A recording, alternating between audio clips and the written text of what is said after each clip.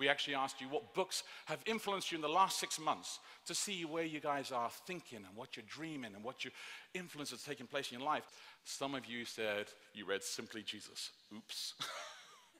If you have an extra copy, let us know. We had lots of people who said, hey, I want to put up exhibits. So we said, no, it's not about exhibits. We only want books, only publishing houses, and I encourage you to be able to do that. Let me try this one on you. How about this? I now hold in my hand what is not the most controversial book in Seventh-day Adventist history. But I would argue that it is one of the most theologically significant. It is in the pews of churches around the world. Now, I want to read to you a little bit about the contributors to the Seventh-day Adventist Hymnal. Just a few. Hymn 555, Clement of Alexandria, a Christian theologian around 200 A.D. Hymn 2, St. Francis of Assisi, the Italian friar and preacher. Hymn 17, Oliver Wendell Holmes, Associate Justice of the Supreme Court of the United States. Hymn 18, J.S. Bach, a Lutheran who led music at St. Thomas Church in Leipzig.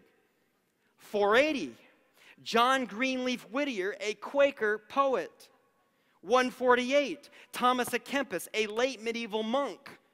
228, the Venerable Bede, a Benedictine monk. 424, Bernard of Cluny, also a Benedictine monk.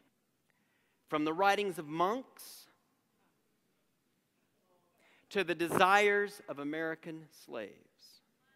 From the anonymous to famous people.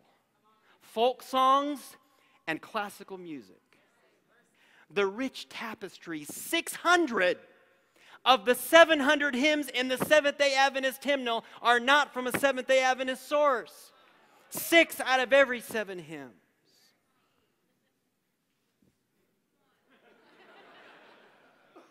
Now, would this be a better hymnal if all the music were only from the 11th century alone? Or from the 16th century, or from the 20th century, or from the last 10 years? Would it be a better hymnal if it were only Irish, or English, or French, or German, or Italian, or North African, or American, or only music written by white Americans from New England in the 19th century? Would it be a better book?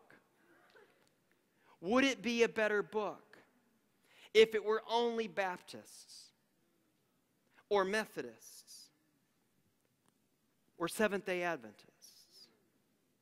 Would it be a better hymnal if we took Amazing Grace out because it wasn't written by a Seventh-day Adventist?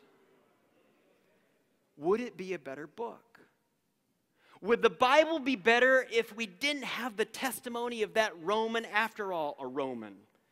Would the gospel story be better if we didn't have the Good Samaritan, a Samaritan? Would the genealogy of Jesus be improved if we removed the heathen prostitute Rahab because she was a heathen prostitute? Would the Bible be better if everyone who testified were a Jerusalem Orthodox believer alone? No.